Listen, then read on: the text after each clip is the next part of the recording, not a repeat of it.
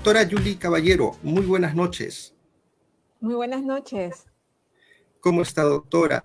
Muchísimas gracias por su presencia. Ella es médico psiquiatra con especialidad en psiquiatría en niños y adolescentes, magíster en ciencias de la prestación de servicios de salud, actualmente coordinadora de salud mental de niñez, adolescencia del Ministerio de Salud, investigadora científica reconocida por Concitec.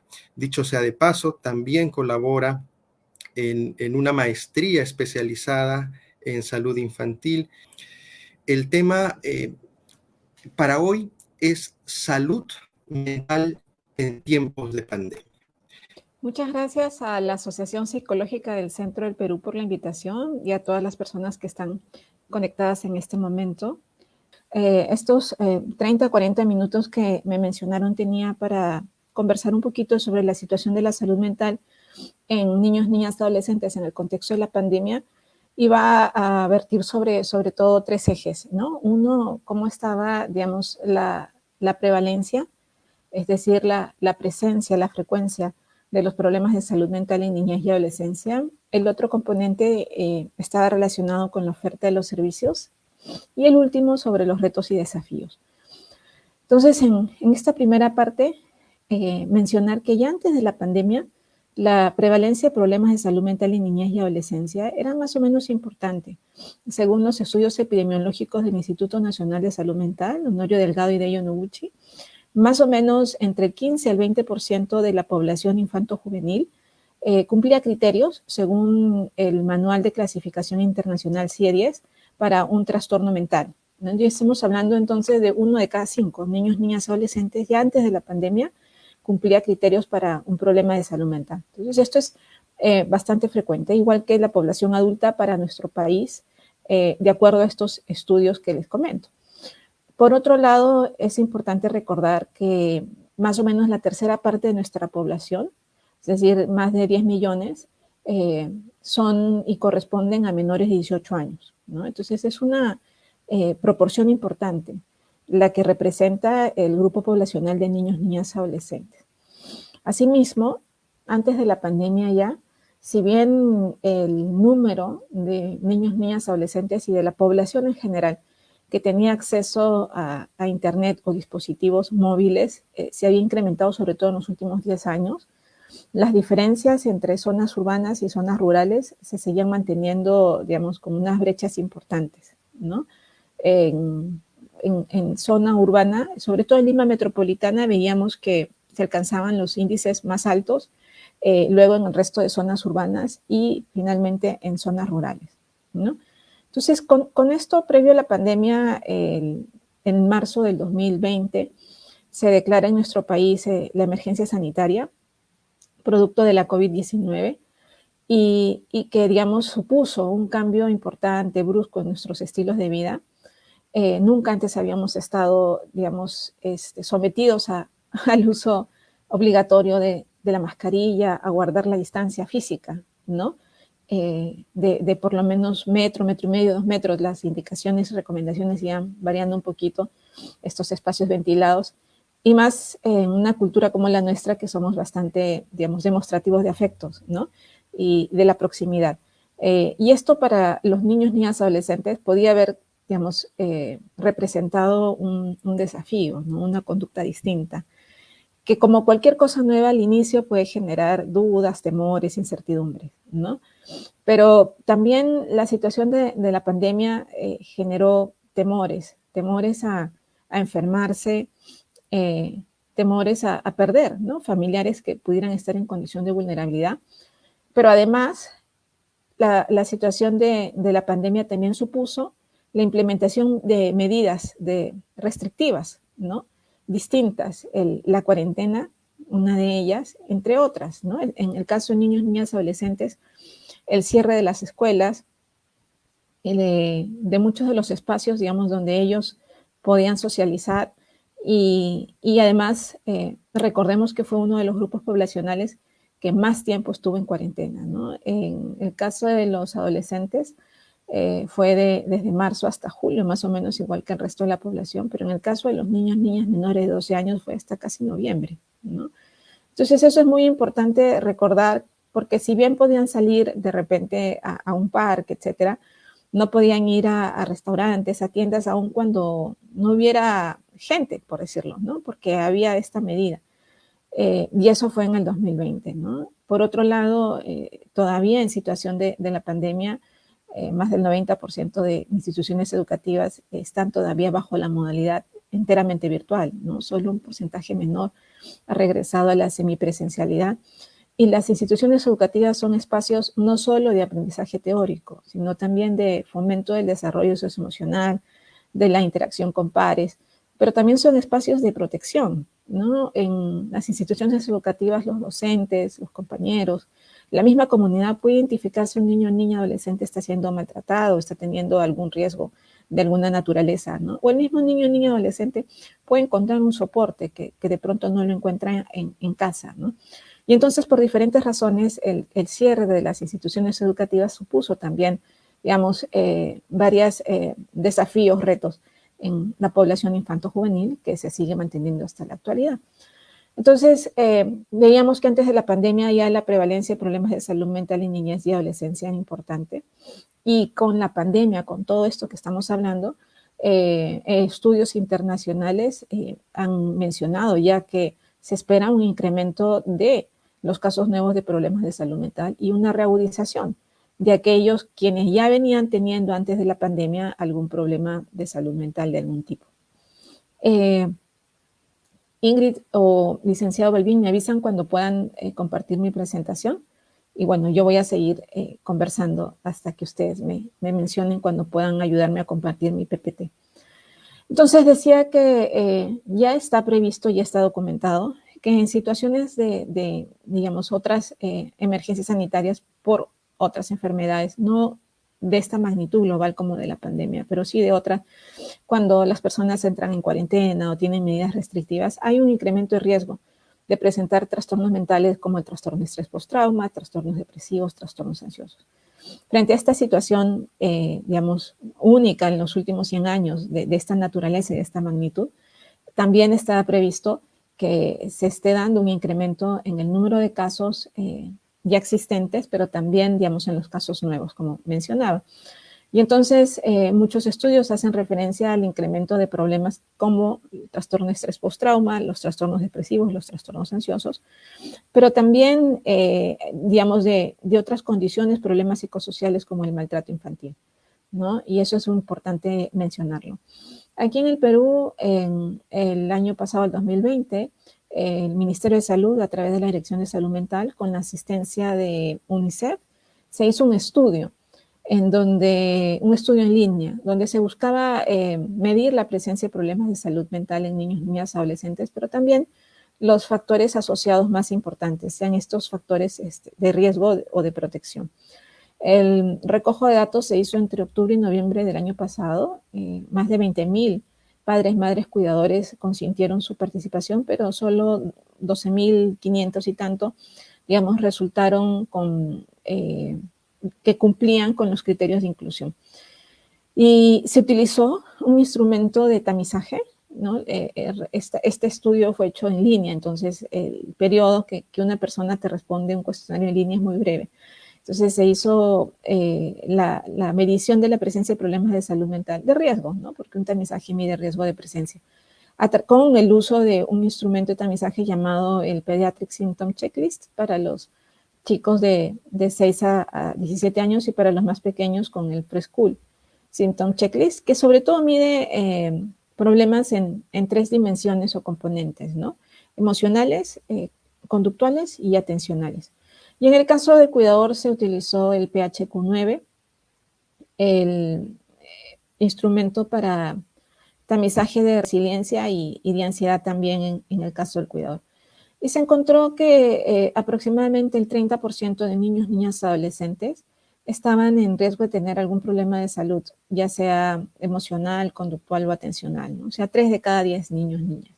Si bien este estudio, digamos, por la metodología con la cual fue realizada, no permite medir prevalencia, no es un estudio poblacional, tiene limitaciones metodológicas, sí nos permitía ver la tendencia, ¿no? Y que más o menos se condecía con lo que estudios internacionales observaban también, un incremento en la presencia de problemas de salud mental.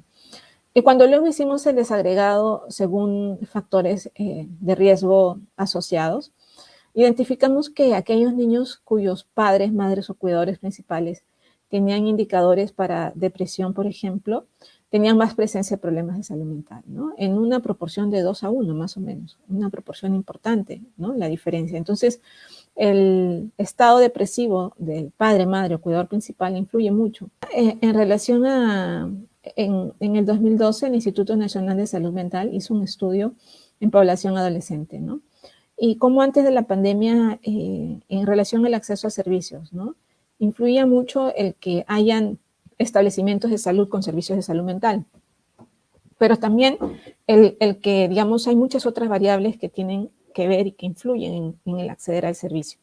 Entonces, aquí, cuando se les preguntó si había a los adolescentes, las y los adolescentes en Lima habían padecido algún tipo de problema emocional, ¿no? O de los nervios, así se les preguntaba, el 20% de los adolescentes contestó que sí. Y de este grupo solo el 23% acudió en busca de algún tipo de ayuda, ¿no? Esto se le llama la morbilidad sentida expresada.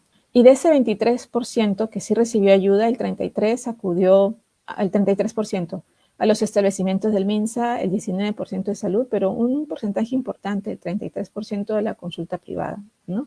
Mientras que un porcentaje menor, un 1.5%, a servicios de Fuerzas Armadas y Fuerzas Policiales. Estamos hablando del 2002. Y con relación a los motivos por los cuales los adolescentes no recibieron atención alguna para su problema emocional, la mayoría pensaba que lo debía superar solo, ¿no? Que no lo consideraba serio, grave, por falta de confianza, no sabía dónde ir a buscar ayuda o no acudió porque no tenía dinero, ¿no? O también por falta de tiempo. Pero también habían algunas variables relacionadas al estigma, ¿no? Y a los prejuicios que pueden haber, como por ejemplo sentir vergüenza, ¿no? Porque en el caso de adolescentes, la pareja enamorado o enamorada se podría burlar o criticar, porque los vecinos podrían hablar mal o por temor a ser visto como un enfermo mental, ¿no? Y fíjense ustedes que esto es del 2012 y encuestándose a las y los adolescentes, como, digamos, estos estigmas también pueden estar enraizados desde tan temprana edad. Y bueno, desde el 2012 no hay alguna publicación dirigida a adolescentes y en donde se encueste directamente a adolescentes, sí hay del adulto, por lo menos en el Instituto Nacional de Salud Mental, hasta este año, donde ha salido una nota de prensa, pero la publicación todavía no está, digamos, de acceso para todos, en el que mencionan que en el 2010, de cada 100 personas con un trastorno mental, el 50% tenía conciencia de la enfermedad, el 30% buscaba ayuda y el 17% lograba acceder a los servicios de salud mental. Mientras que en el periodo pandémico, de cada 100 personas con algún trastorno mental detectado, el 80% está consciente. O sea, a diferencia del 2010, hay más conciencia de identificar, ¿no? A eso se refiere que estoy teniendo estos problemas y que son algún problema emocional o de salud mental, ¿no?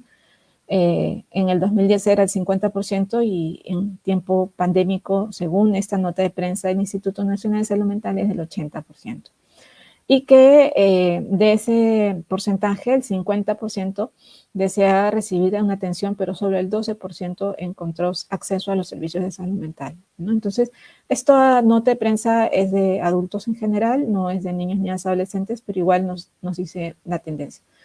Y esto es lo que les decía, ¿no? 3 de cada 10 niños, niñas, adolescentes en promedio resultaban con algún riesgo de presencia de problemas de salud mental.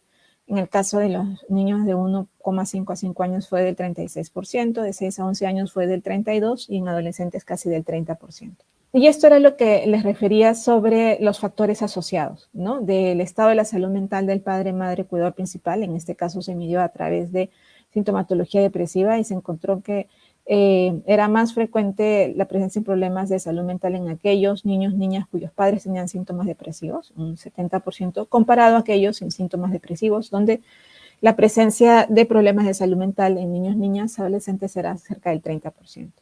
Y en el caso de la resiliencia también, digamos, ya uno conoce que puede ser un factor protector si las familias tienen niveles adecuados de resiliencia y efectivamente aquellas familias en donde había un bajo nivel de resiliencia, se encontraba que los niños y niñas tenían más riesgo de presencia de problemas de salud mental. Y esta diapositiva era para compartirles que también se preguntó sobre cuánto el niño, niña, adolescente se había adaptado a la escolaridad virtual, le agradaba la escolaridad virtual o tenía problemas académicos. Y encontramos que había más presencia de problemas de salud mental en aquellos niños, niñas, adolescentes que no les agradaba la escolaridad virtual o tenían problemas académicos, en un 62%, comparado a aquellos a quienes sí les agradaba la escolaridad virtual, se habían adaptado, no tenían dificultades académicas, en un 17%, ¿no? Es una proporción bastante importante la diferencia. Y por otro lado, aquellos padres que identificaron que la cuarentena del año pasado, del 2020, había afectado a sus hijos en mayor intensidad, coincidía con mayor presencia de problemas de salud mental en sus hijos, ¿no? En proporciones de 70, 50, 30 y 16%, dependiendo si había afectado mucho, regular, poco o nada la cuarentena a sus hijos. Y esto es lo que les comentaba del acceso a Internet, que sí mencionar que en los últimos años niños, niñas, adolescentes tienen un poco más de acceso a Internet que en años anteriores, pero que si comparamos por zonas urbanas y zonas rurales, por ejemplo, Lima Metropolitana, entre enero a marzo del 2019, el 74% tenía acceso a Internet. Esto es la fuente del INEI. Y en el 2020, en ese mismo periodo de enero a marzo, era el 78%, pero en el resto urbano, en el 2019 era de 57% y en el 2020 64%, y en zona rural era el 16% en el 2019 y el 23% en el 2020, ¿no? O sea, un 78% en Lima Metropolitana comparado a un 23% en área rural. Entonces, sí, de todas maneras, el Internet podía ser un medio para acercar los servicios, pero sobre todo limitado más a zonas urbanas o Lima Metropolitana. Y del total de la población usuaria de Internet, el 87% lo hacía a través del teléfono celular, el 29% a través de una computadora, el 19% a través de una laptop y el 3.2% a través de una tableta, ¿no? Entonces, el celular se volvía en el dispositivo a través del cual se podía llegar y acercar los servicios. Ahora pasamos a la segunda parte, que es sobre la oferta. Y en este caso, este es un mapita que más o menos muestra la brecha de acceso a servicios de salud mental en el 2015, donde ustedes ven que casi la gran mayoría de las regiones tenían una brecha que iban del 75 al 94%, ¿no? Es decir, que 2 o 1 de cada 10 personas con algún problema de salud mental accedían a servicios de salud mental en la gran mayoría de las regiones del país, ¿no? A excepción de Lima y Callao, donde sobre todo ahí se centralizaba la oferta de servicios a través de 3 hospitales que quedaban en Lima. Y entonces es importante mencionar que en el año 2012 se modifica el artículo 11 de la Ley General de Salud, que implementa el modelo comunitario en salud mental y que es ratificado en el 2019 por la Ley 30947, Ley de Salud Mental, y en el 2020 con su reglamento.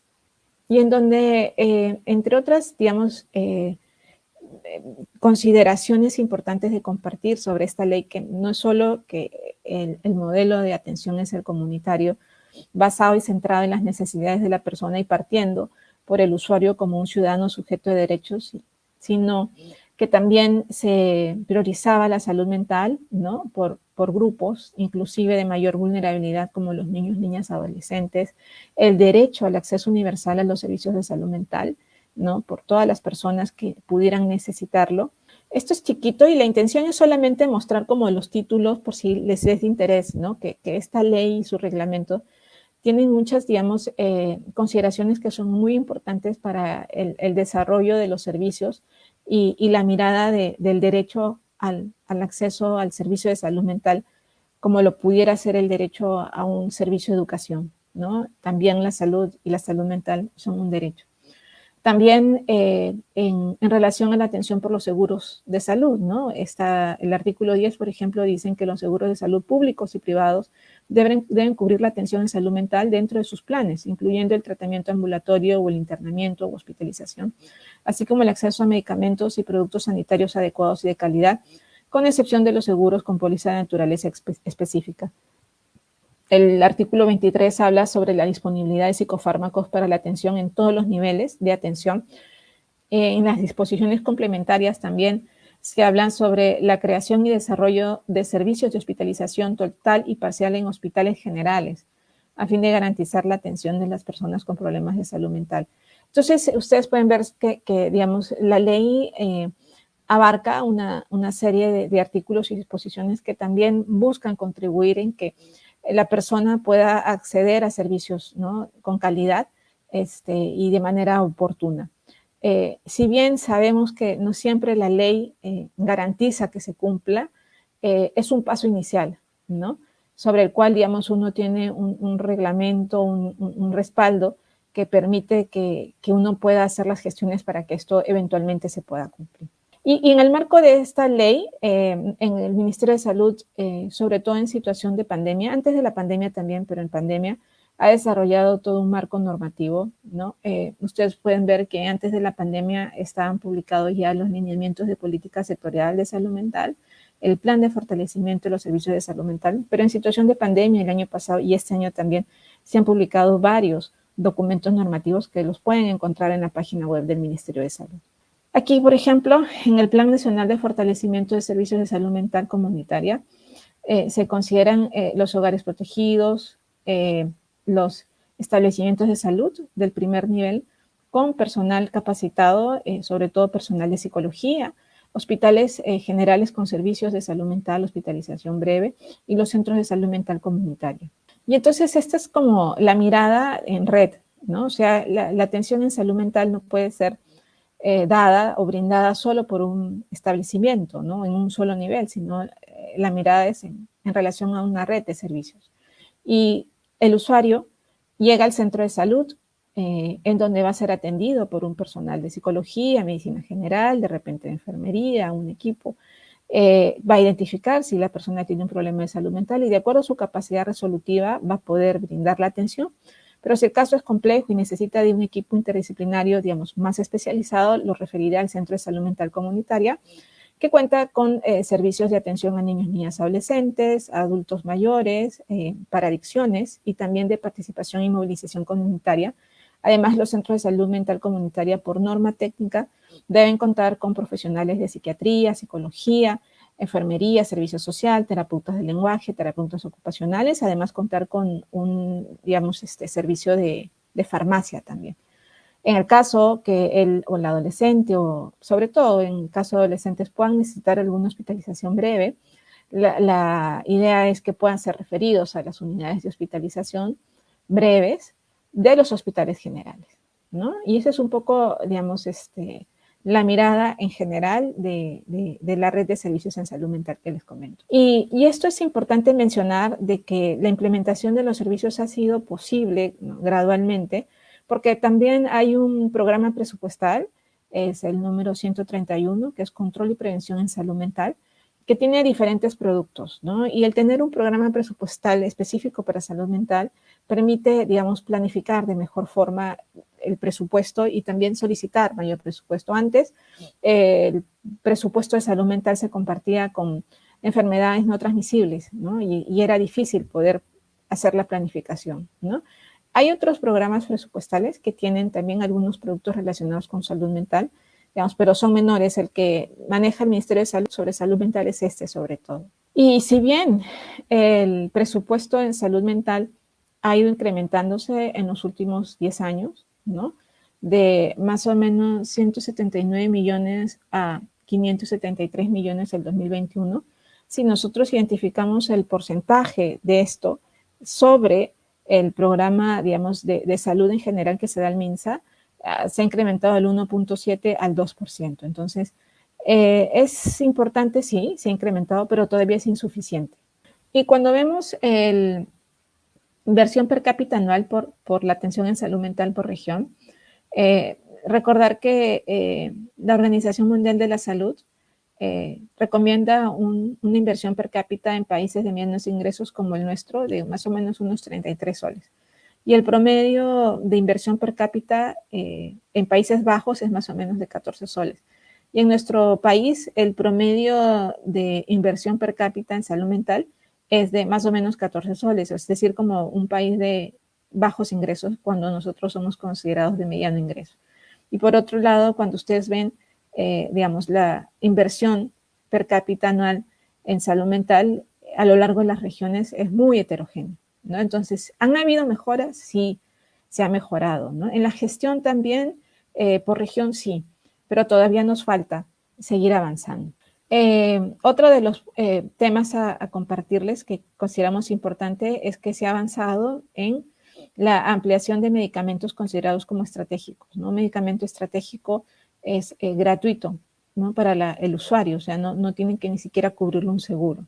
Y en este caso hay 15 medicamentos estratégicos. De estos 15 se tiene cierta dificultad con una de ellas, que es el metilfenidato, ¿no?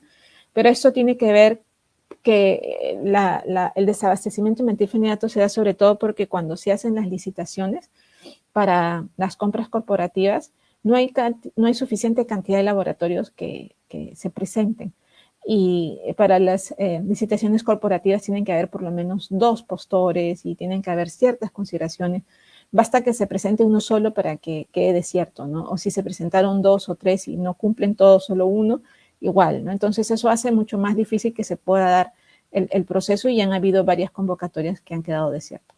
Entonces, eso quería de todas maneras comentarles la situación, digamos, distinta que sucede con el metilfenidato. Y bueno, ha habido un avance en la implementación de servicios de salud mental. En el caso de los centros de salud mental comunitaria, en el 2012 no había ninguno, en el 2015 se empezaron a implementar, se terminó el año con 23.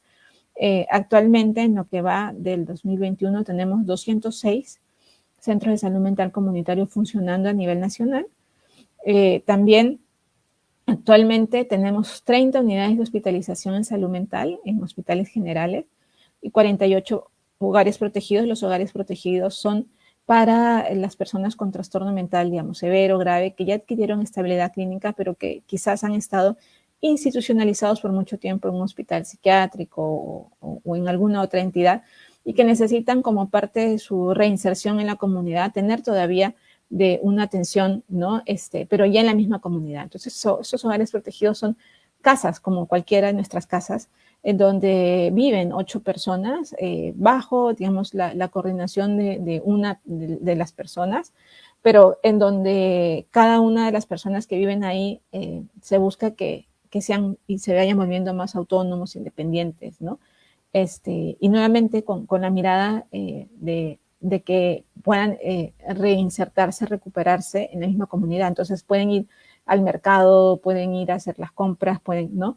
Como cualquiera de nosotros, ¿no? Porque ya tienen una estabilidad clínica, son los que necesitan de un apoyo adicional para que luego puedan reinsertarse en la comunidad. Y también se ha podido lograr el fortalecimiento de más de 1.000 establecimientos de salud de primer nivel de atención con más de 2.000 profesionales de psicología, ¿no? Y esto también es un avance importante porque en el primer nivel no especializado en salud mental, uno puede ir haciendo ya intervención en salud mental y pues qué mejor reforzando estos servicios con personal de psicología, ¿no?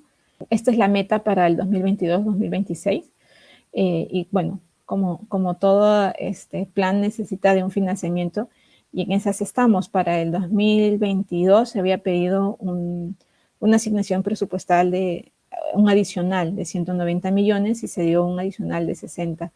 Y bueno, a veces entendemos que son limitantes que se dan, pero que todavía van a seguir siendo insuficientes porque como vemos, producto de la pandemia se espera que, y se está dando ya, un incremento de la prevalencia de problemas de salud mental. La siguiente, por favor. Y con todo esto se ha logrado incrementar las coberturas. Ustedes pueden ver aquí en el 2009 era más o menos de un 10%. Y en el 2019, antes de la pandemia, se había llegado casi un 26%. Y sin embargo, en la pandemia no solo ha habido un incremento en la presencia de problemas de salud mental, sino también ha habido una dificultad en el acceso a los servicios, ¿no? Este es un estudio que hizo OMS en 130 países, donde hizo como una encuesta y más del 60% de los países encuestados señaló en el 2020 que hubo afectación de los servicios de salud mental. destinados a personas vulnerables, incluidos niños, niñas, adolescentes, en un 72%, ¿no? Y por otro lado, el 67% de estos países encuestados observaba alteraciones en los servicios de orientación psicológica y psicoterapia, el 30% en el acceso a los medicamentos, ¿no? Psicofármacos sobre todo. Y que si bien más del 80% de los países de altos ingresos habían recurrido a la telemedicina y la teleterapia, en los países de bajos ingresos este porcentaje no llegaba ni al 50%. Y por otro lado, la gran mayoría, casi el 90% de los países señalaron que la salud mental y el apoyo psicosocial formaban parte de sus planes y sin embargo solo el 17% disponía de un presupuesto adicional, ¿no? Entonces, esa inconsistencia de todas maneras era importante de resaltar. Y aquí voy a mostrarle algunas gráficas de los casos atendidos por grupos etarios, ¿no?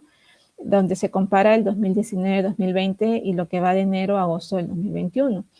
El 2019 está graficado con una línea azul, el 2020 con una línea naranja y lo que va de enero a agosto del 2021 con una línea verde. Ustedes pueden ver que claramente en el 2020, justo en marzo-abril, hay una caída importante de los casos atendidos, ¿no? Esto estamos hablando ya de niños, niñas de 0 a 11 años. Y que en el 2021, de enero a marzo, la línea verde, ya se ha recuperado el número de casos atendidos, inclusive más de lo que era el 2020, pero no llegamos a los niveles del 2019, ¿no? Y miren que el rango la diferencia es más o menos importante, ¿no? Nos queda todavía un último trimestre del año y esperemos que podamos llegar siquiera a los niveles del 2019, ¿no? Esto es de 0 a 11. En adolescentes de 12 a 17 años, el número de casos atendidos, la línea verde, que es el 2021, ya superamos los casos atendidos, ¿no? Del 2020, pero todavía no llegamos a la del 2019, ¿no? Sin embargo, digamos, nos estamos acercando un poquito más, pero no llegamos todavía, ¿no? En niños, niñas es mucho más evidente esa diferencia, en adolescentes se acorta la brecha, pero igual debiéramos ya estar en los mismos indicadores del 2019. ¿Y qué pasa con la población adulta? En la población adulta, en jóvenes de 18 a 29 años, fíjense que es distinto, ¿no? En la línea verde ya pasamos los casos atendidos, los niveles de cobertura del 2020, inclusive del 2019, ¿no? Y ya desde este año prácticamente, ¿no? Entonces, se ha recuperado ya los niveles de cobertura, inclusive se ha sobrepasado en el caso de jóvenes 18 a 29 años y no así en niños ni en adolescentes. En adultos de 30 a 59 años sucede algo similar. Lo que va de enero a agosto de este año, ya hemos superado, ¿no? los niveles de casos atendidos del 2020, del 2019, ¿no? La línea está por encima de, inclusive desde ya enero, febrero de este año. Y cuando vemos adultos mayores, ¿no? Otros de los grupos poblacionales más afectados, ¿no? También, ya de lo que va de enero a agosto de este año, más o menos desde marzo, ya superamos los niveles 2020 y 2019, ¿no? En adultos mayores. Y entonces podemos ver que cuando hacemos el desagregado por grupos poblacionales, los niños, niñas, adolescentes han sido uno de los más afectados, inclusive para acceder a los servicios hasta la actualidad, ¿no? Y esto es algo que nos debe llamar a la reflexión. Esto es solamente para hacer la diferenciación de la cobertura por niveles de atención, ¿no? Esto es del primer nivel sin el centro de salud mental comunitario, donde también ya se llega casi a los indicadores del 2019. Cuando hablamos del primer nivel sin los centros de salud mental comunitario nos referimos a los centros de salud. En el caso de los centros de salud mental comunitaria, ¿no? Fíjense cómo es mucho mayor, ¿no? Ya desde que empezó este año, el número de casos atendidos en general, ¿no? Por cualquier problema de salud mental en los centros de salud mental comunitario, ¿no? Entonces, el hecho de que haya un servicio cerca, digamos, a donde la persona vive, ¿no? Esta descentralización de los servicios, de acercar los servicios, permite que pueda facilitarse el acceso, ¿no? Y en el caso de los centros de salud mental comunitario, el hecho de que hayan 206 a nivel nacional, aún con las limitaciones que hay, ¿no? Sabemos que a veces hay lugares donde no, digamos, es más difícil contratar de repente un psiquiatra o es más difícil de repente la estabilidad, sostenibilidad del personal u otras cosas, otros desafíos que pueden haber. A pesar de todas esas limitantes, lo que están haciendo ahí es muy importante porque está ayudando a que se puedan nuevamente, como mencionaba, acercar los servicios y que las personas puedan recibir la atención que requieran. Esto es según segundo y tercer nivel, donde también por la situación de la COVID, ¿no? Los hospitales en algún momento se reorientaron los servicios para atención de COVID nada más y bueno, y después ya se han ido normalizando también, pero fíjense cómo también se refleja, ¿no? En el acceso a servicios. Es decir, el primer nivel es el que ha dado la respuesta mayoritaria para acceder a los servicios en salud mental que los hospitales, ¿no? Y esto es también el tercer nivel, ¿no? La línea verde todavía está baja. Este es el tercer nivel sin hospitales psiquiátricos, o sea, los 3 que existen en Lima. Y eso también, ¿no? Solamente de los hospitales psiquiátricos, ¿no? Como en algún momento pudieron dar respuesta, pero luego esto ha ido bajando y en realidad es el primer nivel el que está dando la respuesta a la necesidad de atención en salud mental. Y esto es para ver, traído el de adolescentes, ¿no? Si ha habido algún cambio en el motivo de consulta en los servicios de salud mental. Y ustedes pueden ver que en el 2019, por ejemplo, ansiedad representaba el 17% de motivo de consulta. En el 2020 incrementó a 21%, ¿no? En el caso de maltrato infantil era el 15%, se mantuvo en el 2020. Sin embargo, en el 2021, en lo que va de enero a agosto del 2021, el maltrato representa el 21%, ¿no? Entonces veíamos ansiedad se ha incrementado al 17 al 21 y maltrato del 15 al 21%, ¿no? Son dos condiciones que se han incrementado. Y bueno, como han podido ver, en el 2019 se atendieron, en el caso de adolescentes, ¿no? Más de 200.000 casos. En el 2020, con la justa 100.000, 105.000 o algo así. Y ahora de lo que vamos de enero a agosto, 92.000, ¿no? Seguramente terminando el año pasaremos los 100.000, pero probablemente no lleguemos a los 200.000 del 2019. Este es en el caso de adolescentes y en el caso de niños es algo similar.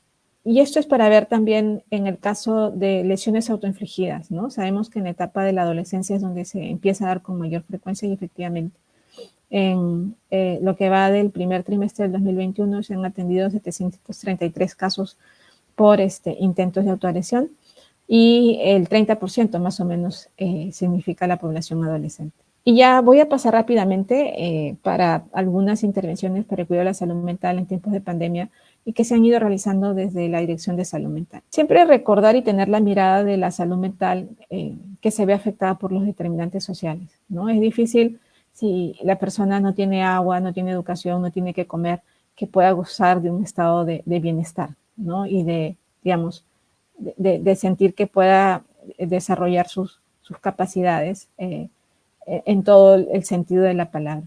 Entonces, esto es solamente para recordar esto que parte de los bonos, ¿no? Y uno de los últimos que el Estado está brindando para niños, niñas, adolescentes en condición de orfandad, es decir, que han perdido al papá, la mamá o el tutor legal, les está brindando una pensión de 200 soles, ¿no? El Estado lo está haciendo a través del INAVIF, que es una dependencia del Ministerio de la Mujer y Poblaciones Vulnerables, ¿no? Y que eso es muy importante tomarlo en cuenta. Varios de estos documentos normativos, algunos de ellos relacionados a salud mental de niños, niñas, adolescentes, como el del trastorno del espectro autista, el del cuidado de la salud mental en población afectada, familias y comunidad en el contexto de la COVID, y que ustedes lo pueden encontrar, como mencioné hace unos minutos antes, en la página web del MINSA. Este año también se han publicado documentos orientados para población adolescente, específicamente este de aquí, publicado en junio de este año, con la resolución ministerial 753-2021, sobre orientaciones para el cuidado integral de la salud mental de población adolescente. ¿No? Es el primer documento que emite MINSA,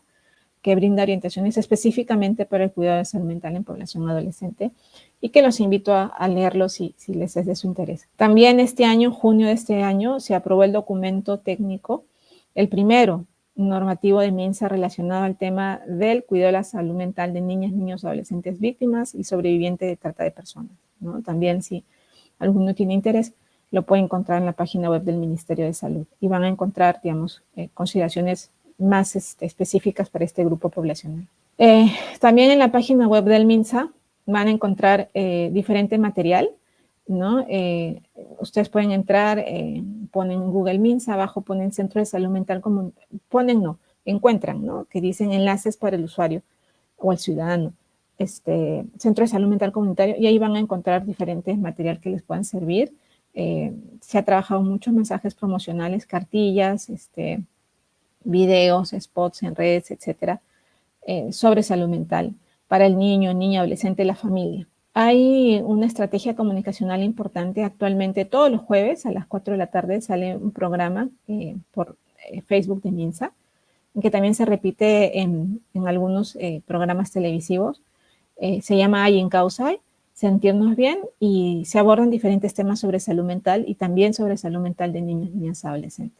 Estas son las cartillas que les mencionaba, que también, si desean, los pueden descargar de la página web del Ministerio de Salud. Bueno, actividades que se hacen tratando de fortalecer la articulación, ¿no? Con otros sectores y también con otros aliados estratégicos. Recordar que el Ministerio de Salud entonces tiene diferentes canales de atención que se han, digamos, priorizado y cuya importancia se ha visibilizado aún más en la situación y contexto de la pandemia. Los centros de salud, como decía, del primer nivel, que son los que han dado más respuesta a la necesidad de las personas con problemas de salud mental. La línea 113, opción 5, que es una línea gratuita que funciona a las 24 horas del día. La opción 5 es específicamente para orientaciones en salud mental, ¿no? Y bueno, los 206 centros de salud mental comunitario a nivel nacional también. Este es un proyecto que se hizo con UNICEF, Aligerando Mochilas, en donde de enero a abril se brindó atención en línea a adolescentes y, digamos, dentro de los motivos de consulta más frecuentes eran los estados ansiosos, depresivos, problemas con familiares, duelos o pérdidas, pero también había la conducta suicida, ¿no? Y bueno, maltrato y todos los tipos de maltrato. Esto es solo para mostrar que también en tiempos de pandemia el fortalecimiento de capacidades del personal de salud es esencial, es crucial, y en el Ministerio de Salud se ha fortalecido la articulación y la coordinación con la Escuela Nacional de Salud Pública, porque tiene reconocimiento de la SUNEDU y puede certificar, ¿no? Horas crédito, etcétera, y servir para el CV de las personas participantes, y son cursos, capacitaciones gratuitas para el personal de salud que se inscriba. Bueno, estos son más ejemplos de cursos que se han dado sobre el trastorno del espectro autista, sobre salud mental de niños, niñas, adolescentes víctimas de violencia, ¿no? Con la cantidad de horas académicas acreditadas, como mencionaba. Y bueno, para finalizar, los retos, ¿no? La escuela, como mencioné, no es solamente un espacio de aprendizaje teórico, sino también un espacio que fomenta el desarrollo socioemocional, las habilidades sociales, y también un espacio de protección para niños y niñas.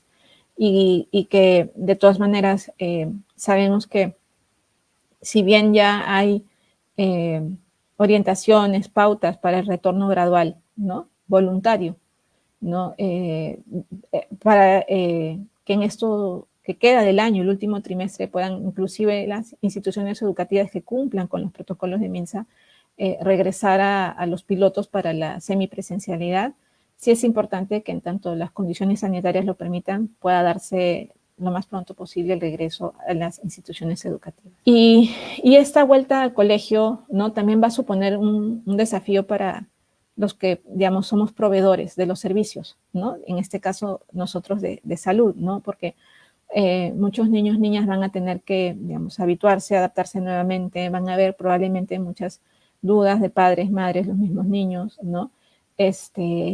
Varios de estos niños, como decía, que ya venían teniendo problemas previamente, ¿no? Niños, por ejemplo, rezagos en el desarrollo, del trastorno del espectro autista, problemas de comunicación y tal, que no han podido recibir los servicios por la situación de la pandemia, probablemente van a necesitar apoyos adicionales. Y habrá niños, niñas, adolescentes que en situación de pandemia han, digamos, desarrollado algún problema de salud mental, y otros también por la pandemia han estado expuestos a situaciones de duelos, y varios de estos pueden complicarse, ¿no? Y desarrollarse en trastornos mentales. Y entonces, en general, estos retos pasan por la mejora en la organización social y comunitaria en cada territorio, la articulación intersectorial e intrasectorial también en cada territorio, el mejorar el acceso a servicios de poblaciones más vulnerables, como en el caso de niños, niñas, adolescentes, en zonas geográficamente dispersas, ¿no? La ampliación de los servicios también especializados en salud mental de niñez y adolescencia, que también se requiere, ¿no? Y esto implica recursos humanos calificados, capacitados, la conectividad de los servicios de salud mental y los usuarios, y por supuesto esto es difícil de hacer si no hay financiamiento e infraestructura. Y bueno, eso era todo lo que quería compartirles. Muchas gracias. Ahora, las gracias a usted. Estamos muy complacidos con esta excelente ponencia del tema salud mental en tiempos de pandemia.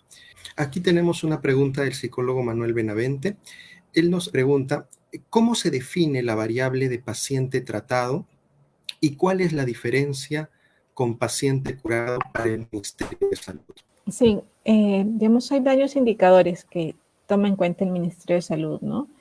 El número de personas atendidas, el número de atenciones, el número de casos atendidos, el número de personas que cumplen el paquete completo, ¿no? Digamos, esos son sobre todo los indicadores que actualmente se vienen manejando. Y se están proponiendo la actualización de indicadores que tengan que ver más, digamos, dando un paso adicional, ¿no? No solo quedándonos con estos, sino que también en el caso de, por ejemplo, personas con esquizofrenia, ¿no? O un trastorno mental severo, pueda tomarse en cuenta también el número de personas que, por ejemplo, han sido reinsertados en sus instituciones educativas o que puedan haber sido reinsertados en sus ámbitos laborales, ¿no? O sea, es que no solo se cumpla con cuántas personas acudieron al establecimiento o cuántas atenciones han atendido o cuántos de ellos cumplieron el paquete, ¿no? El número de terapias, tal y tal, sino ir un poco más allá, ¿no? ¿Cuántos de estas personas han regresado a trabajar, han regresado al colegio o han regresado a estudiar, ¿no? Entonces, pero esto último que les menciono es una propuesta que se está trabajando desde la dirección, pero que todavía, digamos, no se está considerando. Mientras tanto, es el número de personas atendidas, el número de atenciones, el número de casos atendidos y el número de personas que cumplen con los paquetes, que están sobre todo en el programa presupuestal 131. Respecto a quiénes conforman estos equipos de los centros de salud mental comunitario y qué profesionales participan en estos equipos multidisciplinarios. ¿Nos podría comentar algo acerca de ello, por favor? Sí, con todo gusto. Los centros de salud mental comunitarios son establecimientos que brindan atenciones como para casos más complejos, ¿no? Y que tienen una norma técnica que dispone cómo deben funcionar. Según la norma técnica de funcionamiento de estos centros de salud mental comunitaria, cuentan con servicios para la atención de niños, niñas, adolescentes, servicios para la atención de adultos, adultos mayores, servicios para la atención de casos con problemas de adicciones y un servicio que es de participación y movilización comunitaria. Y los equipos, por norma técnica, deben estar conformados por profesionales de psiquiatría, de psicología, de enfermería, servicio social, terapeutas de lenguaje, terapeutas ocupacionales, pero también contar con personal químico farmacéutico, porque por norma deben tener un servicio de farmacia también funcionando, y bueno, personal administrativo también, ¿no? Una última pregunta. ¿Qué nos recomendaría para el campo educativo y el cuidado de la salud mental en dicho entorno? Pues se tiene pensado el retorno muy probable al modo presencial de los estudiantes. Tengo entendido que el Ministro de Educación, digamos, ha sacado un plan en el marco de la declaratoria de emergencia que también tuvo el Ministerio de Educación para lo que es el ámbito educativo.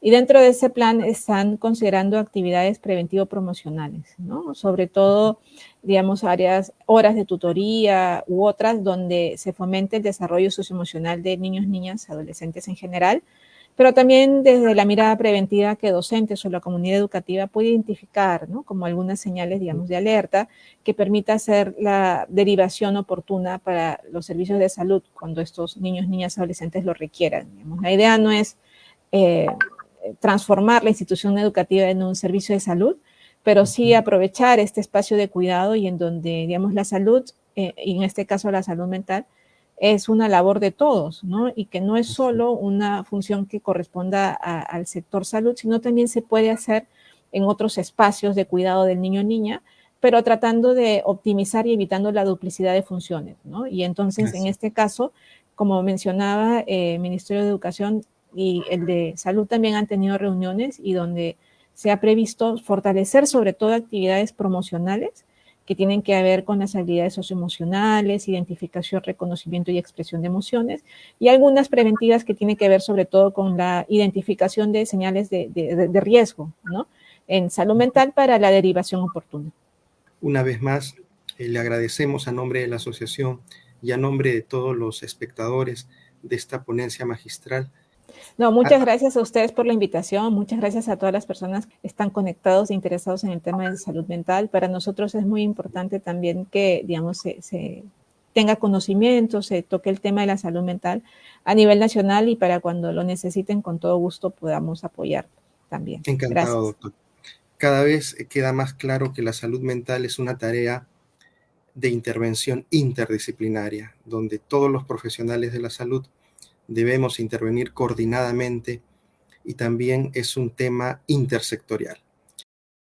Muchas gracias a todos por haber participado. Un abrazo virtual. Felicitaciones también a toda la Junta que ha realizado esta pequeña actividad. Y, por favor, sin dudarlo, sin miedo, acompáñennos, mándennos por nuestras redes sociales en Facebook. Tenemos Instagram, Twitter y por YouTube para que puedan mandarnos sus sugerencias, los temas que les gustaría que tratemos en una próxima oportunidad. Y estaremos dentro de las redes sociales mandando todas las acciones que vamos a realizar durante este tiempo. Un gusto haber compartido con ustedes. Muchas gracias. Un fuerte abrazo.